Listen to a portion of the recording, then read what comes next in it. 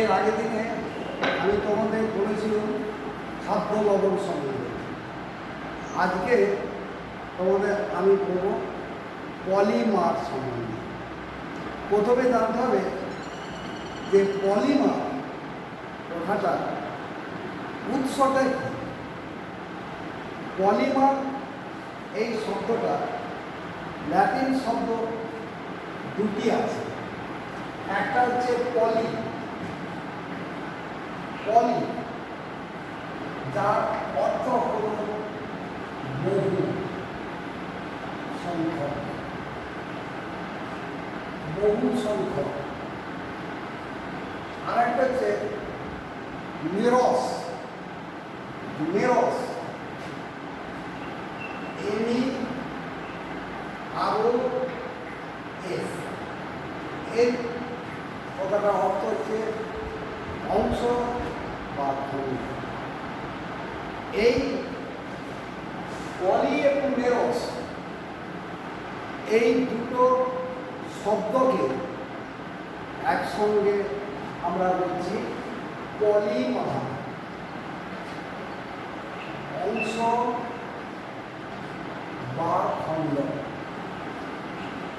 খণ্ড এই দুটো অংশ মিলে হচ্ছে পলিমার। তাহলে পলিমার কথাটা কোথা থেকে আসছে আমরা শিখলাম? গ্রিক শব্দ পলি, যার অর্থ হল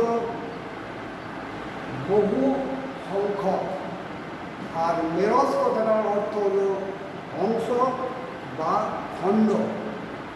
এই পলি এবং মেরস দুটোকে মিলে একসঙ্গে হয়েছে পলিমার।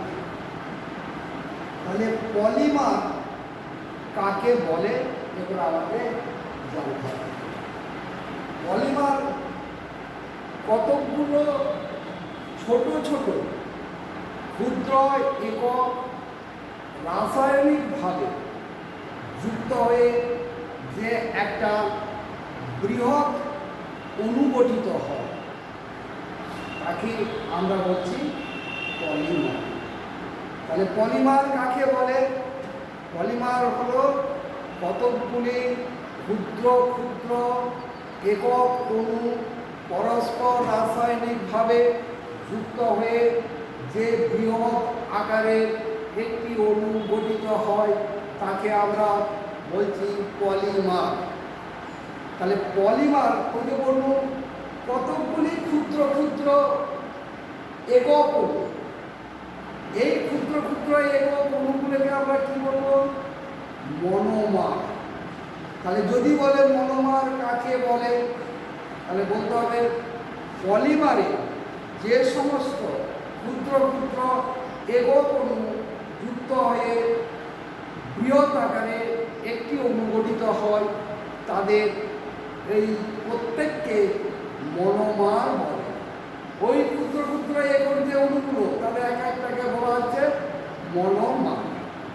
তাহলে মনোমার নিয়ে গঠিত হয় পলিমার।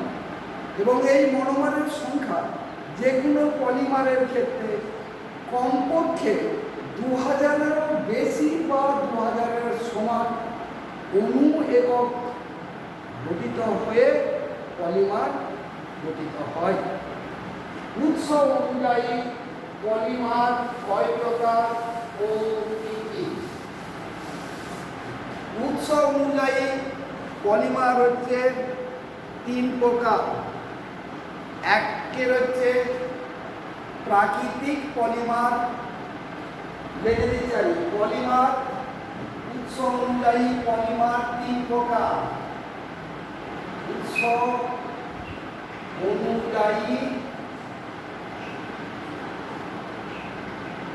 পলিমার, পলিমার 3 প্রকার। একের হচ্ছে কৃত্রিম পলিমার। কৃত্রিম পলিমার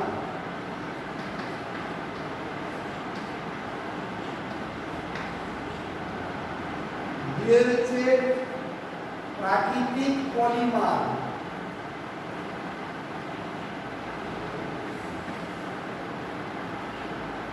প্রাকৃতিক পলিমার। তিনের হচ্ছে অর্ধ কৃত্রিম বা অর্ধ সংশ্লেষিত পলিমার। অর্ধ সংশ্লেষিত পলিমার। অর্ধ সংশ্লেষিত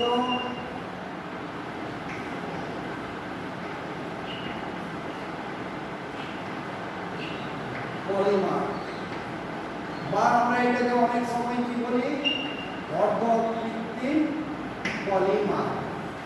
এরপরে এদের প্রত্যেকের আমাদের কাকে বলে এবং উদাহরণ সহ সেগুলো জানতে হবে।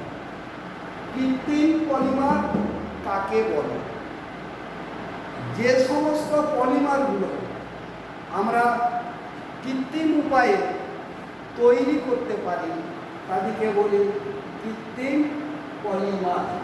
তাহলে কৃত্রিম উপায়ে রাসায়নিক বিক্রিয়ার ফলে যে সমস্ত পলিমার আমরা তৈরি করতে পারি তাদেরকে আমরা বলি কৃত্রিম পলিমার। যেমন হচ্ছে পলিথিন। পলিথিন একটা কৃত্রিম পলিমার। আচ্ছা, তারপরে হচ্ছে পিভিসি কৃত্রিম পলিমার। তারপরে হচ্ছে ধরো পেট কৃত্রিম পলিমার। প্রাকৃতিক পলিমার কাকে বলে? যে সমস্ত পলিমারগুলো আমরা প্রাকৃতিক উপায়ে পেয়ে থাকি তাদেরকে আমরা বলছি প্রাকৃতিক পলিমার। যেমন ধরো স্টার্চ, এগুলো আমরা প্রকৃতির কাছ থেকে পেয়ে থাকি, তাই এদিকে আমরা বলছি প্রাকৃতিক পলিমার। প্রোটিন, এগুলো আমরা প্রকৃতিভাবে পেয়ে থাকি বলে এগুলোকে আমরা বলছি প্রাকৃতিক পলিমার। সেলুলোজ, এগুলো হচ্ছে প্রাকৃতিক পলিমার। অর্ধ সংশ্লেষিত পলিমার, তাহলে প্রাকৃতিক পলিমার কি কি হলো? স্টার্চ, প্রোটিন,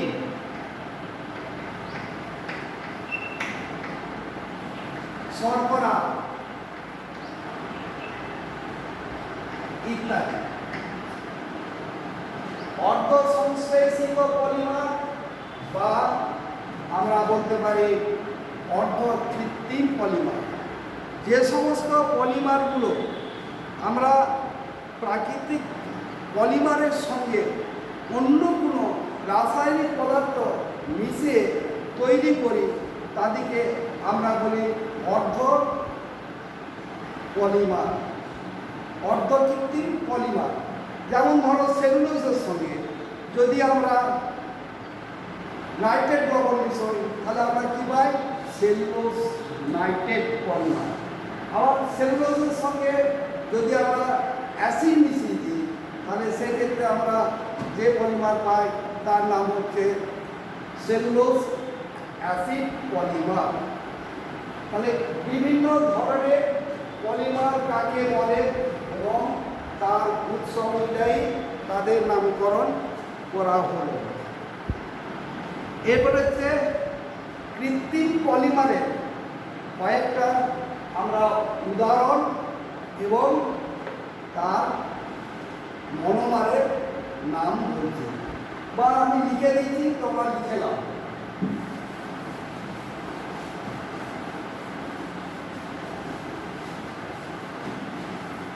প্রথমে আমি বলছি পলিথিন। পলিথিন প্রথমে এইভাবে তোমরা লাগবে, নাম লাগো পলিমার ও তার সংকেত। তার সংকেত। তারপরে হচ্ছে মনোমার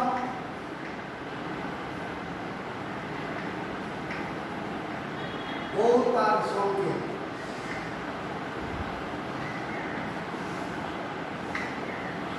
আর এখানটায় লাগবে তোমরা ব্যবহার। এই তিনটে তোমরা ভর করো, ভর করে এখানে দাগ দাও, দিয়ে এরপরে বলছি আমি পলিথিন। পলিথিন, এই যে পলিথিন আমরা যেগুলো বাজারে দেখতে পাই, সেই পলিথিন, এই পলিথিনের সংকেত কি? সংকেতটা হচ্ছে H2C ডবল বন্ড CH2, এবং আমি বলেছি বহু সংখ্যক ক্ষুদ্র একক অণু পরস্পর যুক্ত হয়ে যে বৃহৎ আকারের অণু গঠিত হয় তাদের আমরা বলছি পলিমার।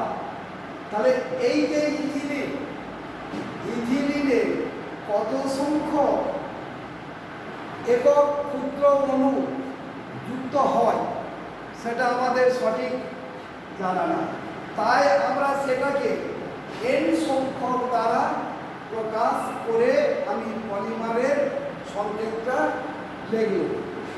তাহলে পলিথিনের সংকেত হলো H2C ডবল বন্ড CH2 তার হোল N। তাহলে এর পলিথিনের মনোমারটার নাম কি? পলিথিনের মনোমারের নাম কি?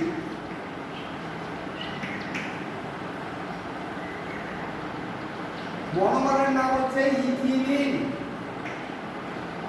ইথিলিন, যার সংকেত হচ্ছে H2C ডবল বন্ড CH2। এই পলিথিনের ব্যবহার কি?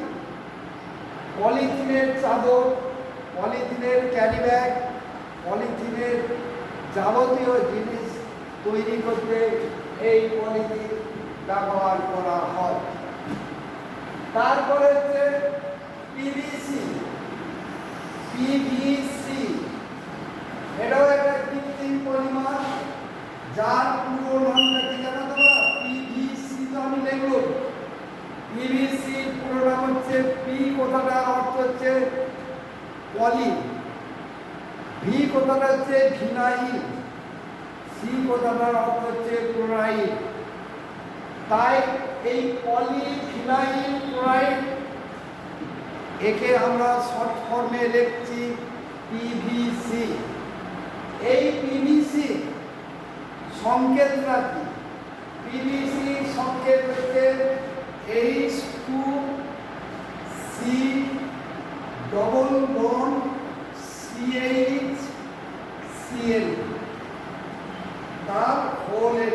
এরও বহু সংখ্যক একক ক্ষুদ্র অণু পরস্পর যুক্ত হয়ে পিভিসি গঠিত হয়। এই পিভিসি তাহলে সংকেত হলো H2C ডবল বন্ড CHCl তার হোল N, পিভিসি পলিমারের সংকেত। তাহলে মনোমারটার নাম কি? মনোমারটার নাম হলো vinyl chloride. Vinyl chloride, vinyl chloride, যার সংকেত হচ্ছে H2C ডবল বন্ড CHCl। এই ভিনাইল ক্লোরাইড হচ্ছে পিভিসি হলো মনোমার। তাহলে এই পিভিসির ব্যবহার কি? তোমরা হয়তো অনেকে জানো, কিন্তু তোমরা সেটা কি প্রকৃতপক্ষে নির্ণয় করতে পারোনি। ওই যে জলের কল বা ডিপটয়েল যে পাইপগুলো আমরা ব্যবহার করি সেগুলো হচ্ছে পিভিসি। বা এই যে গামবুট, চপ্পল বা বর্ষাতি যেগুলো তৈরি হয় সেগুলো সব এই পিভিসি থেকে তৈরি হয়। তাহলে পলিভিনাইল ক্লোরাইড হচ্ছে পলিমার, যার মনোমার হচ্ছে ভিনাইল ক্লোরাইড, ব্যবহারও বলে দিল। এরপরে যাচ্ছি টেফলন। টেফলন, টেফলন টেফলন হচ্ছে একটা মনোমার। টেফলন, টেফলনের সংকেত কি?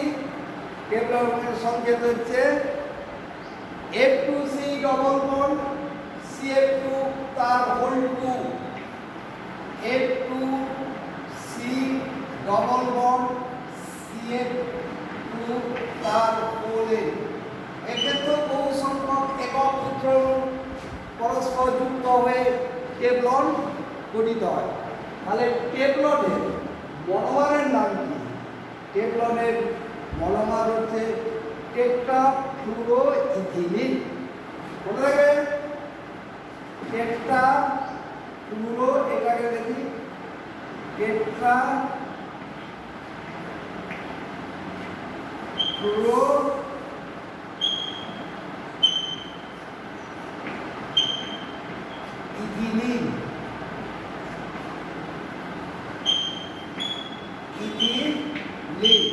যার সংকেত F2C ডবল বন্ড CF2। এই টেট্রাফ্লুরোইথিলিন আমাদের কি কাজে ব্যবহার করা হয়? টেট্রাফ্লুরোইথিলিন আমাদের ননস্টিক যে বাসনপত্রগুলো যেগুলো আমরা ব্যবহার করি সেইগুলো তৈরি করতে এই টেফলনটা আমরা ব্যবহার করি। চশমার ফ্রেম তৈরি করতে আমরা টেফলনটা ব্যবহার করি। তাহলে এছাড়াও আরও অনেক আমাদের পলিমার আছে, যেগুলো ধরুন নাইলন, তারপরে হচ্ছে থার্মোসেটিং, থার্মোপ্লাস্টিক, আরও বিভিন্ন ধরনের পলিমার আছে। তার মধ্যে আমি তোমাদেরকে ওই থার্মোসেটিং আর থার্মোপ্লাস্টিক কাকে বলে সেই সম্বন্ধে একটু আলোচনা করছি।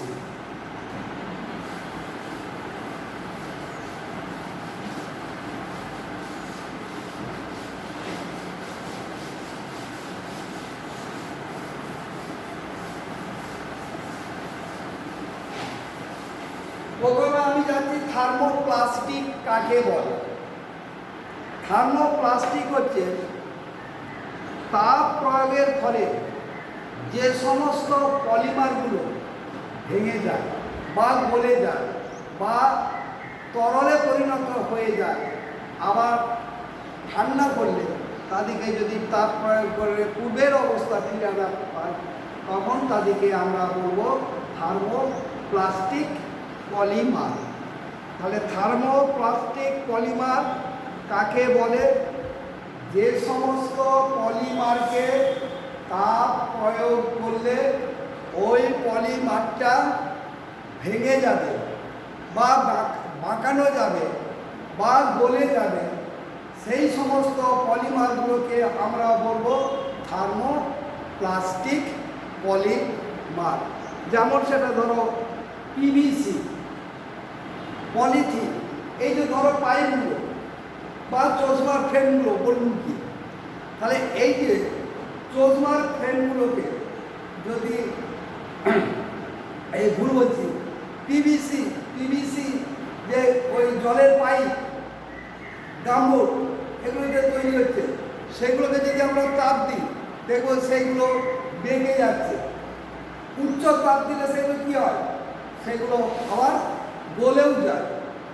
আবার ঠান্ডা করলে সেই পলিমারটা পূর্বের অবস্থায় ফিরে না পেলেও আবার তাকে তাপ দিলে আবার গলে যাবে, আবার ঠান্ডা করলে আবার গলে যাবে। এইভাবে যে সমস্ত পলিমারগুলো ঘটে সেগুলোকে আমরা বলছি থার্মোপ্লাস্টিক পলিমার। এবার থার্মোসেটিং পলিমার তাহলে কাকে বলে? থার্মোসেটিং পলিমারটা হচ্ছে কি?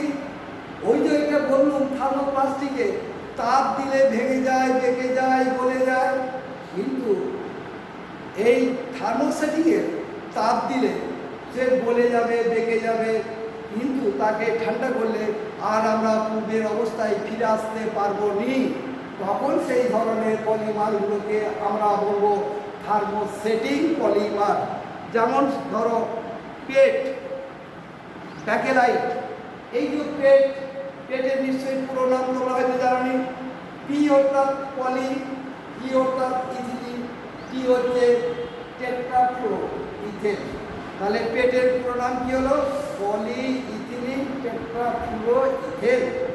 এই জিনিসগুলো যদি আমরা তাপ দিই, বা এই যে ধরো সুইচগুলো আছে, এগুলো ব্যাকলাইটের তৈরি, এগুলো তাপ দিলে দেখবে গলে যাবে, ঠান্ডা হলে আর কোনোদিনই পূর্বের অবস্থায় আসবেনি, তখন এগুলোকে আমরা বলছি থার্মোস্টেটিক প্লাস্টিক। বুঝতে পারলে তো? তেমনি পলিথিন, এই যে বলছি পলিথিন পলিথিন সবারই মুখে আমাদের লেগে থাকে পলিথিন কথাটা। তাহলে এই পলিথিন কিভাবে তৈরি হয়? পলিথিনটা তৈরি হয় 150 থেকে 200 চাপে, বায়ুমণ্ডলের চাপে, এবং 150 থেকে 200 ডিগ্রি সেন্টিগ্রেড উষ্ণতায় যদি আমরা পলিইথিলিনকে উত্তপ্ত করি, তাহলে দেখব এই ইথিলিন জটিল বৃহৎ আকারের যে যৌগ গঠিত হয় তাকে বলছি আমরা পলিথিন। তাহলে পলিথিন কিভাবে হয়?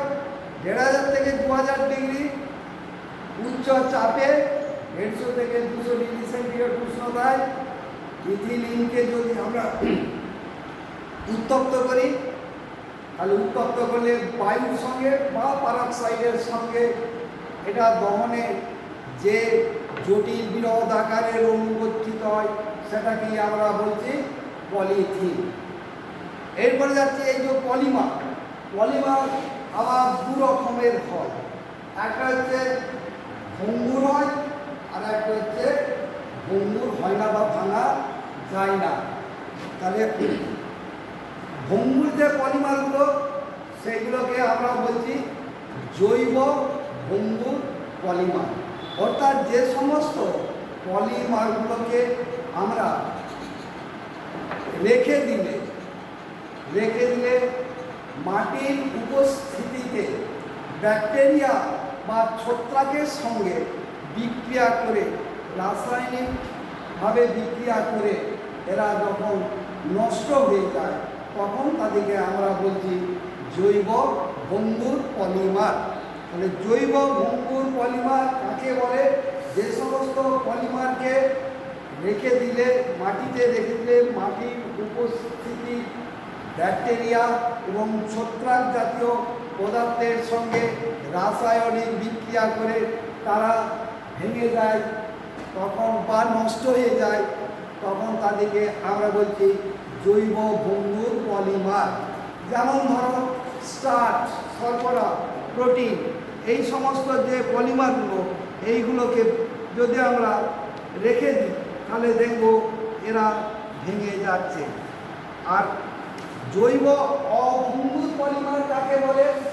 যে সমস্ত পলিমারগুলোকে আমরা খোলা বাতাসে রেখে দিলে মাটির উপস্থিতিতে ছত্রাক বা ব্যাকটেরিয়া জাতীয় পদার্থ রাসায়নিকভাবে বিক্রিয়া করে সেগুলোকে নষ্ট করতে পারে না, তখন আমরা সেই জাতীয় পলিমারকে বলবো অভঙ্গুর পলিমার।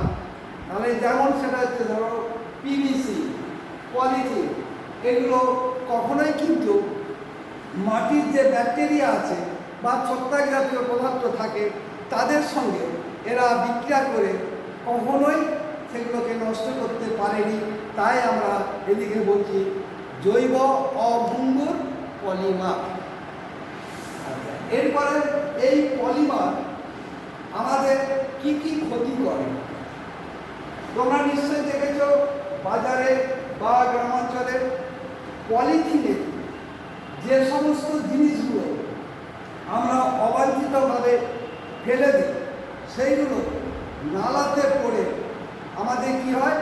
নালাটা মজে যায়, অর্থাৎ নালাটা বুঝে যায়। তার ফলে কি হয়? নালাদের যে জলটা যায় সেই জলটা গতিকে সে বাধা দেয়, ফলে সেইখানে জল দীর্ঘদিন ধরে জমে জমে জমে আমাদের পরিবেশকে দূষিত করে। তাহলে পলিথিন জলকে দূষিত করবে। আর কি করে? কৃষিক্ষেত্রে যদি চাষের যোগ্য জমিতে যদি কোনো পলিথিন থাকে, সেই পলিথিনের উপরে যদি আমরা কোনো কিছু ফসল লাগাই, তাহলে দেখব সেই ফসলের বৃদ্ধিটা খুব কম হচ্ছে এবং তার ফলনও কম হয়।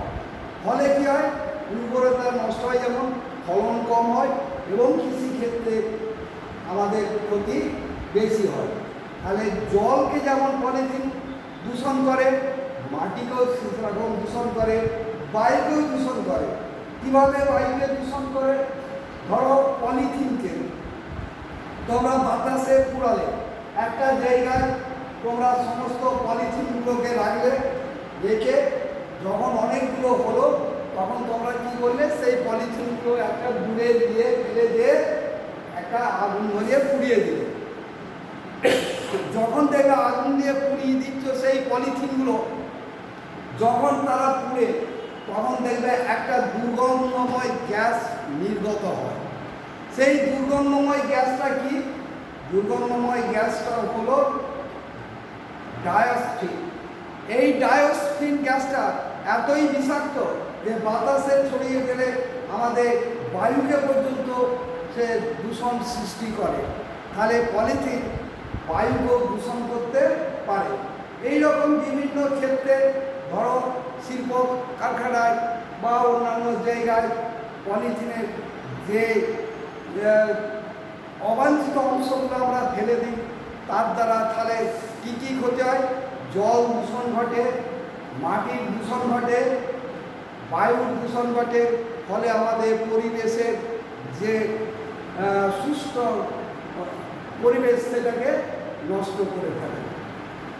এরপরে আমরা যাচ্ছি, এই যে পলিথিন এত দূষণ ঘটাচ্ছে, ঘটাবার ফলে যে তার দূষণটাকে কমানোর জন্য বর্তমানে ওই পলিথিনের বদলে আমরা কি করছি? বায়োপল ব্যবহার করছি। বায়োপল ব্যবহার করলে পলিথিনের পরিবেশকে যে পরিমাণে দূষণ ঘটায় তার চেয়ে অনেক কম পরিমাণে সে দূষণ ঘটাচ্ছে। এর ফলে আমাদের পলিথিনের ব্যবহার অনেক কমে যাচ্ছে।